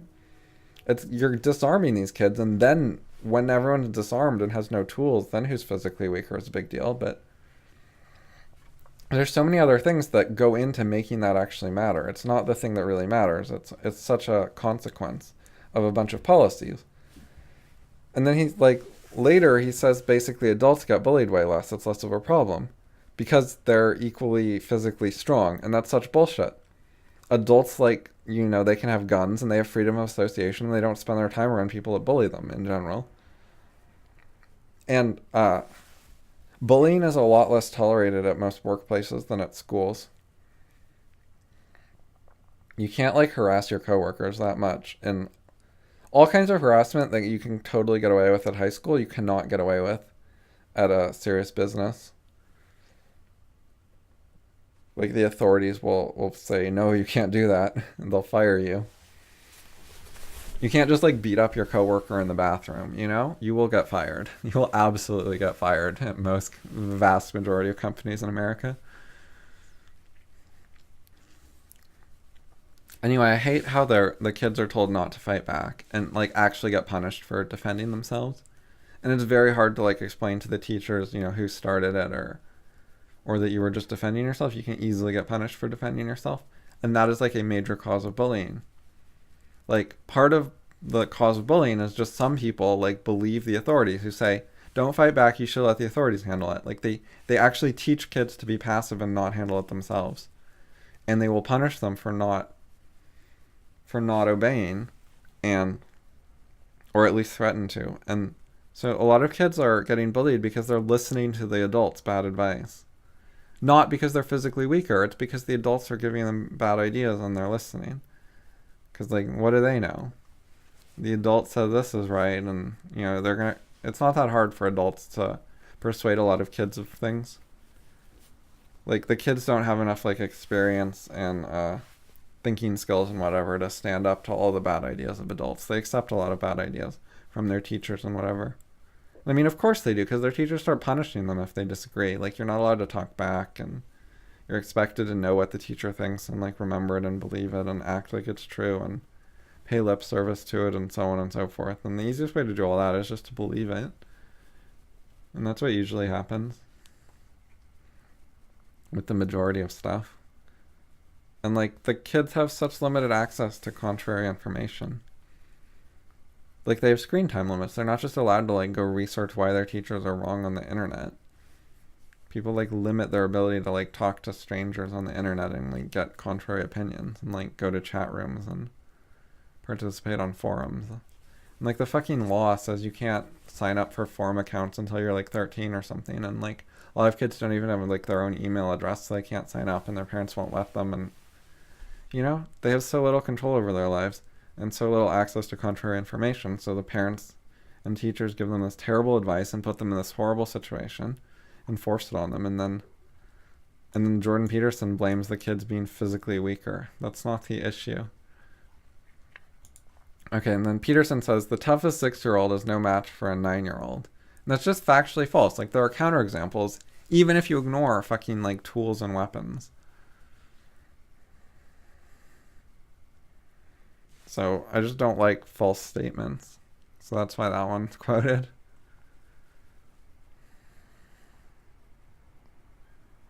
And, like, the use of weapons is very cultural because shoes are a weapon and, like, they make a difference in fights. And you're totally allowed to use those. And there's other weapons. Like, there's all these cultural rules about what weapons you can and can't use in a fight. And it's like, if you improvise a weapon, depending on what it is, you can get in, like, really big trouble. Because, like, the use of weapons at schools is, like, really suppressed for certain types of weapons, like knives. But like, the use of fighting is not, like, fists and shoot and feet with shoes on them is like not suppressed in at all the same way. Like the punishments for like knife fighting are so much more serious than for like fist fighting, which is like basically a tacit legitimizing and allowing of some fist fighting. But anyways, like if you improvise weapons, like depending on what it is, totally changes the outcome because there's just all these cultural rules around it. Like if you swing your backpack at someone, like that probably doesn't count as a weapon. It's like using your shoes. It's like okay, but like you know what about a tennis racket? That's probably okay. Like tennis rackets aren't a great weapon. Well, what if you're on the baseball team instead of the tennis team and you had a baseball bat?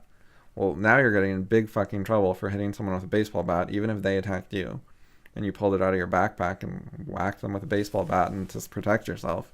That's like a serious weapon, so you're fucked. So there's like these rules, like don't protect yourself in certain ways, even with like items you're actually allowed to bring to school. I don't know if you're allowed to bring a baseball bat to school. Maybe the like coaches keep control over all of them, but whatever, you got my point. You're certainly allowed to bring like some heavy objects in your backpack, but if you like swing your backpack and the objects in it are too heavy, you'll get in like big fucking trouble for using like a serious weapon. But if you swing your backpack and the objects are a bit lighter, then you won't. It's like there's this not at all super clear lines for what counts as using a serious weapon that like the schools really won't tolerate and what you can get away with.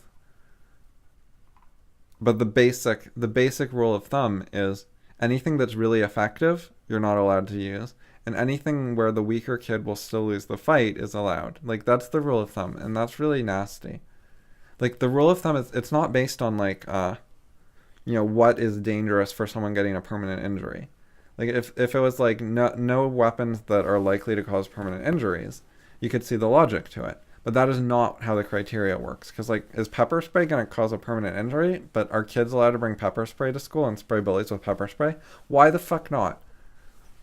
Like, we're worried about, like, women getting raped in dark alleys, and we're like, here, have some pepper spray. At least you have a chance to fight back. Like, we see that as a good thing. But then we're worried about, like, kids getting beat up in, like, the school bathroom or the alley behind school or whatever. And do they get pepper spray? No. Absolutely not. Never heard of such a thing. And that's so bad. That's so nasty. Like, why not? Why no pepper spray? Oh, well, they'll attack each other with it. But I'm going to move on. Just as often, people are bullied because they won't fight back. This happens infrequently to people, not infrequently, Why can't you just say frequently? Why would you write not infrequently? Fuck your double negatives. Like, don't you have an editor? Is your editor incompetent? Like, that one, I don't blame Jordan Peterson so much. Like, yes, he ought to learn to write, but he's mostly a speaker. Like, he's not primarily a writer. So whatever. But like, that's why he has an editor. His editor was supposed to fix that. This happens frequently. Not infrequently. So people who are by temperament compassionate and self-sacrificing. So this isn't temperament. Like, altruism is a learned cultural thing. They teach it in Sunday school and like hella other places.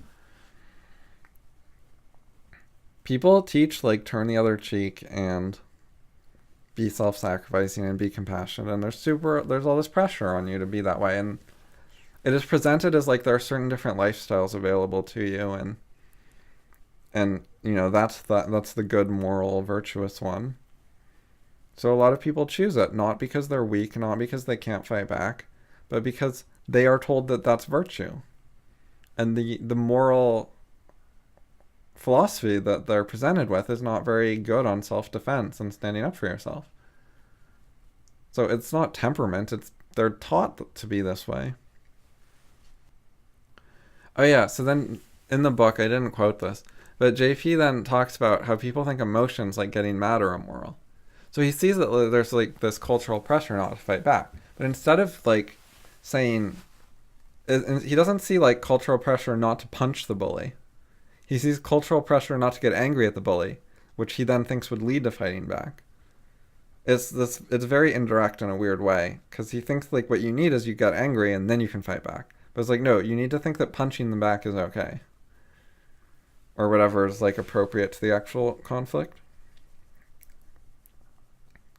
So he like really disconnected it from the actual actions you might take to like having emotions that might enable you to act. Anyway, overall, he's like really victim blaming these kids for like being weak and for won't fight back, as if like blame the fucking authorities teaching them this shit. Don't blame the kid's temperament as if it was like inborn or his fault or something. So we have like these oppressed minority kids. Like, kids are a minority of the population. They're an oppressed minority. They can't vote.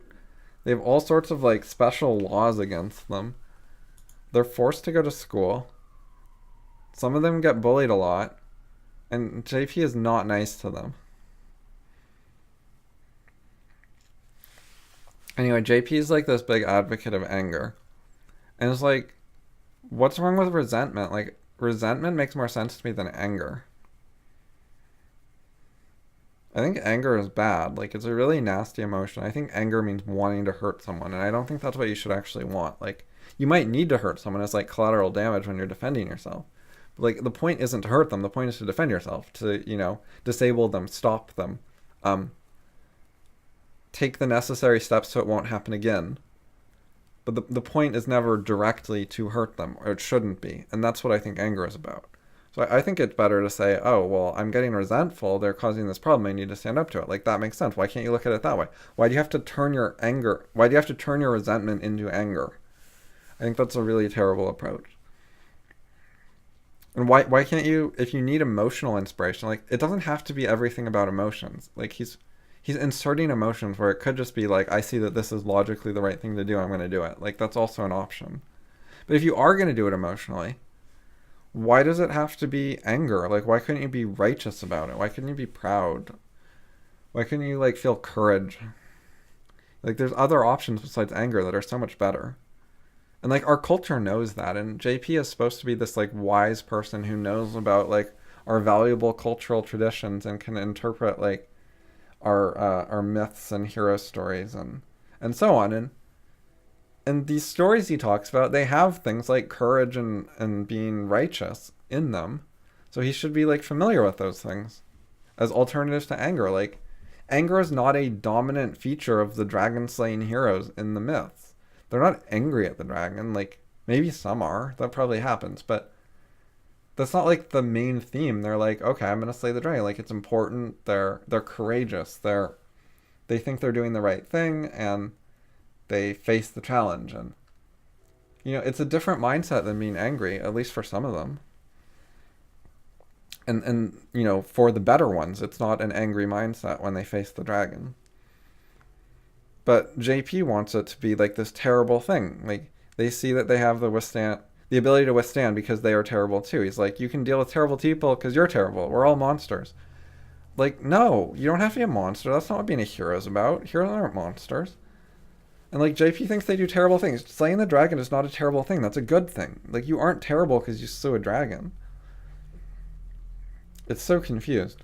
And then he like attacks oh, I spelled it wrong. PTSD soldiers. Post traumatic stress disorder. Like I don't agree with the label or whatever, but you know, some soldiers have a rough time of it. You know, there's something in the ballpark that's true even if it's not a mental illness. So, anyway, JP's like attacking those soldiers because he says the monsters they can truly be in extreme battlefield conditions. But it was not monstrous of them to like shoot the Nazis or whatever, you know? Shooting Nazis doesn't make you a monster. Like you need to think about context. Like it's not just I shot someone that's monstrous. It's who did you shoot? Why? What kind of situations? What did you do to make sure you were shooting the right people and wouldn't shoot the wrong people? How did you identify, you know, which side to be on, et cetera, et cetera. If you ask all those questions and you have good, serious answers, and you are defending civilization against Hitler, you are not a monster. That's the right thing. That's the right way to be. You can be strong without being a monster. There are good ways to be strong. There's noble, heroic ways to be strong and powerful and effective and to do violence. And JP goes on to say capacity for oppression and bullying. And he's talking about things like these soldiers. It's like, no, fuck you. Our soldiers are not oppressing people and bullying them. Like, maybe you can debate some of our wars and call them unjust. And I don't want to get into that. And I wouldn't really agree with that. But maybe some like specific missions or something, you know, make it a smaller scale. And, you know, that we've made mistakes before. But like, okay, let's take World War II. Just as an example, like certainly not all soldiers at all times are displaying oppression and bullying. Like shooting the fucking Nazis was not oppression of the Nazis. We were not bullying the Nazis. Our soldiers were not bullies. Like Jesus Christ, what the fuck? That is like that's not a reasonable thing to say. Like this is beyond the bounds of being like reasonable. And like I'm all for like intellectual discourse, but like you know, JP tries to present as like this very reasonable guy, and this is not a reasonable statement, and he's just thrown it in. And he also isn't doing like a serious critical intellectual discourse. It's not like he'll debate me on this. He's involved in very like limited debates with people of, you know, Kathy Newman caliber. And he has like better people on that he like talks with, but those are usually like very friendly interviews where they're not really criticizing each other very seriously. He's not involved in like very serious intellectual like written debate with quoting other people and permalinks and all the stuff that would actually make for a serious debate, which is rare, fine, but if you're not going to be involved in that, maybe you shouldn't accuse our military of oppression and bullying. Like I can see making that statement as like an intellectual freedom thing if you really mean it and you want to argue it, okay. But if you don't really mean it and you don't want to argue in a serious way, then just don't fucking say it. Fuck off. Like you can be a serious intellectual and then you can like then you can entertain very absurd or ridiculous or hateful positions or whatever, and it's like, okay, in the name of truth seeking we're going to put up with that and we'll talk to you about it. But if you're not doing this in the name of truth seeking and you're just going to be an asshole, then fuck you. So yeah, I wrote a bit about this. Defensive force isn't monstrous. He's spreading the myth that's causing lots of people not to want to do it. Like he's causing some of the problem. Like, they sort of think they'll be monsters, so they avoid confrontation. And JP's like, that makes them weak, and that's bad. And he has a point there, and then his answer is, so just be a monster. And it's like, no, you're fucking helping with the problem. What you need to tell these people is defending yourself isn't monstrous. Learn the difference between oppression and defense. Learn the difference between standing up for yourself and bullying someone else. If you get that shit clear in your mind, then you can, like, proudly defend yourself, and that'll be a much better thing for people than either accepting they're a monster or refusing to be monstrous and being weak. Like JP is giving them this really nasty false dichotomy and pushing it on them when there's a third way, there's a way out, there's a false premise that you can fix and then you have a solution. You need to look at reality in terms of, okay, figure out what the conflict is. When something seems like you only have these bad options, you need to look at what's the conflict, what are the premises that are underlying this conflict, and then which of the premises is wrong. And there's always a wrong one. Like, reality isn't inherently awful. There's some sort of solution to the problem. It's just like when you get a conflict in science. Like, you measure something two different ways and you get two different measurements. It's like, okay, we better look at the premises behind each way of measuring because one of them's wrong because they can't. When there's a conflict, when you get this bad outcome, something's wrong. Check your premises, figure it out. But he doesn't have this approach when the stakes are like being a monster. He's just like, oh, well, you can be weak or a monster. I guess just go with monster. Like, no, look for a better answer. Check your premises, find a different way. And like, this isn't that hard. Like, it's not like the idea that you can be a righteous defender who stands up for the good is an unknown idea, you know? That's a well-known idea. So the third way, but that where you aren't a monster or weak, is actually well known. It's in the sort of stories JP talks about. But JP denies it. He says there's very little difference between the capacity for mayhem and destruction, integrated, and strength of character. This is one of the most difficult lessons of life. So he's just saying, fucking deal with it. You need to be like the type of person who can cause mayhem and destruction. It's like, no. You know, a proper military is not capable of mayhem. You know, destruction, okay, but not mayhem.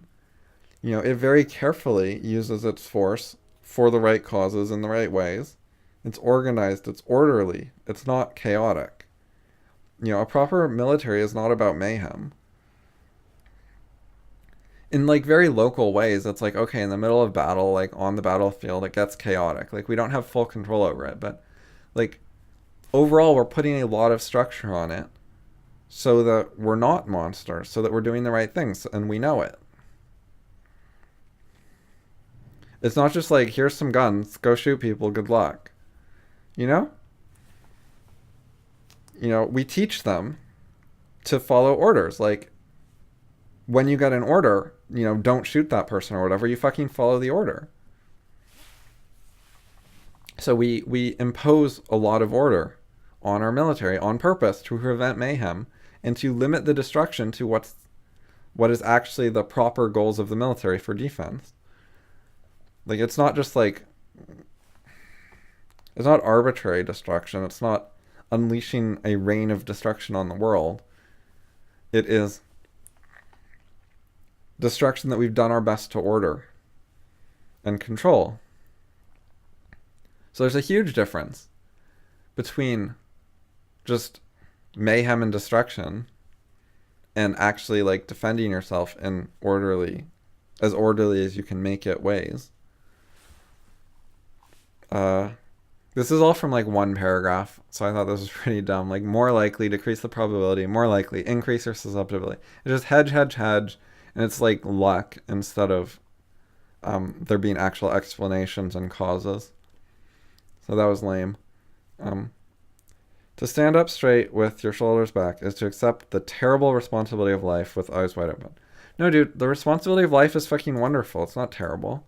Like, yeah, sometimes there are problems and things go wrong, but you can make progress and it's nice. Like, you can have a positive outlook on life, and you can be like looking for win-win solutions and reforms and ways to make things like better than before. And he's being so discouraging with just like, life is terrible, man up, suck it up, deal with it, be a bit of a monster too. And so he's actually discouraging people from the things he wants them to do, because he wants them to like be stronger and face life more. But then he's telling them that like doing that has these massive downsides. So like, he's discouraging them from the exact thing he wants them to do. And it's so unnecessary. And then he's talking about sacrifice, and like, a good life is not about sacrifice. You can have win-wins. You shouldn't be sacrificing and compromising. You should be finding like good solutions to problems. Use reason to figure out like the best thing and do that instead of sacrificing. And it's like, I like his comments about sacrifice in terms of like interpreting like very old stories to like get in the head of those ancient people who were primitive It's like from that perspective, like, okay, it's cool, but like now he's bringing it into the modern world where we have much better ideas. Like what? Like, okay, thinking in terms of sacrifice 2,000 years ago, maybe that's like a little ahead of your time if you mean it in just the right way. Like maybe, like, whatever. I don't want to get into it, but today, no, that's terrible. We have better ways of thinking now. And he brings in like posture a bunch at the end, and it's the connection between like the posture and the life advice and the serotonin. It's all kind of vague, and it's like he has a bunch of life advice that doesn't like really clearly connect to posture. It's all just sort of put next to each other, and we're supposed to take it together, and it's there's not enough like really clear, decisive, causal stuff to make like really good arguments. And then he goes with like probability again. If you take his advice, your life will probably be better. Well, that's what a hedge. It's like if it doesn't work, well, you got unlucky. Like he's never going to be responsible or wrong in any case. And it's such an he's supposed to be like this guru of responsibility, teaching people that responsibility can be good, and he's just like, do this and probably things will happen to you. Like everything's out of your control and luck, and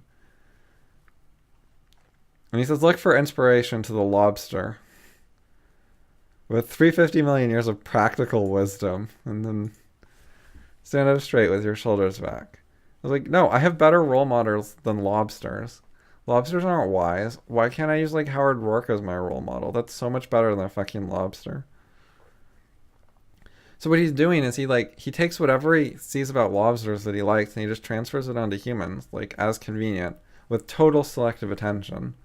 He does everything that's not applicable, he just ignores in both directions. And it's very self-serving. And it's like whenever you just focus on like convenient, metaphorical, or like loose similarities, then you can prove anything. And you just ignore everything that's a counterexample or that doesn't fit your story, then you can prove anything. It's such a bad method. It's not science at all. It's not like scholarly, rigorous, rational.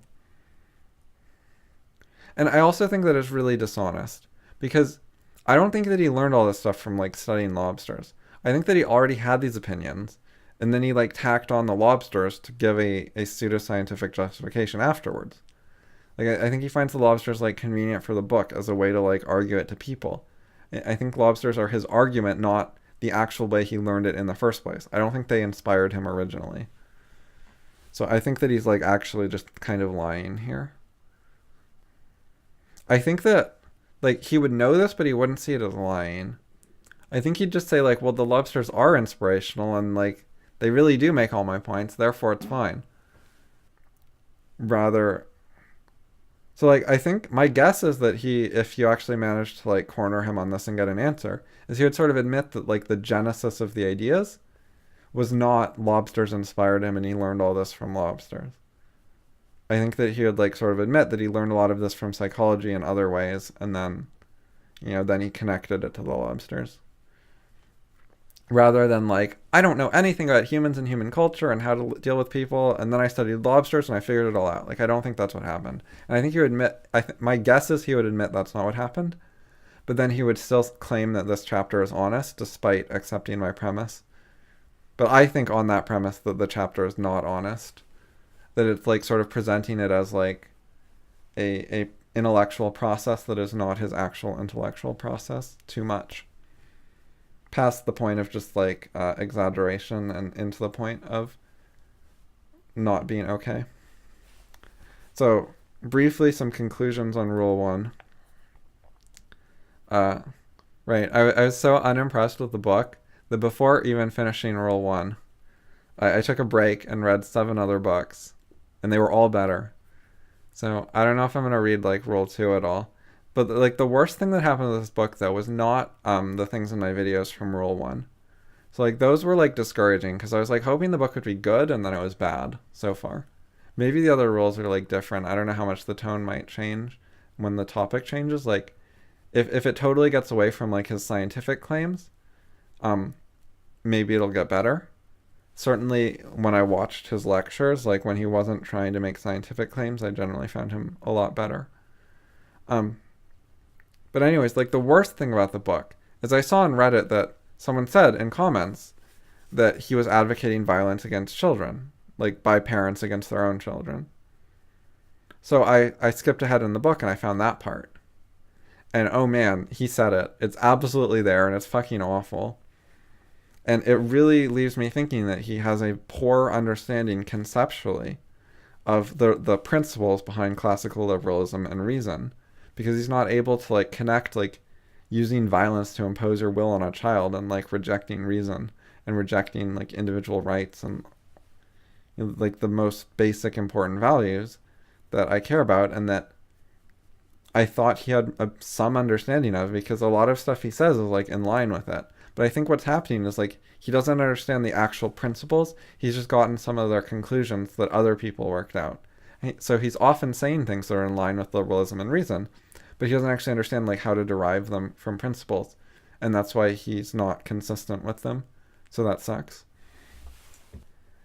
So, well, I'm not thrilled with the book. I wanted to finish up Rule 1 at least, to have like some level of completeness to my videos. And I had already written most of these notes before I took my break. So I just finished up the notes and made this. And yeah, not a good chapter, not at all. But if you liked my video, which I think is good, then go to elliotttemple.com and sign up for my newsletter and read some of my other material and look around on my YouTube and like and subscribe and say what you think in the comments below. Yay! Later.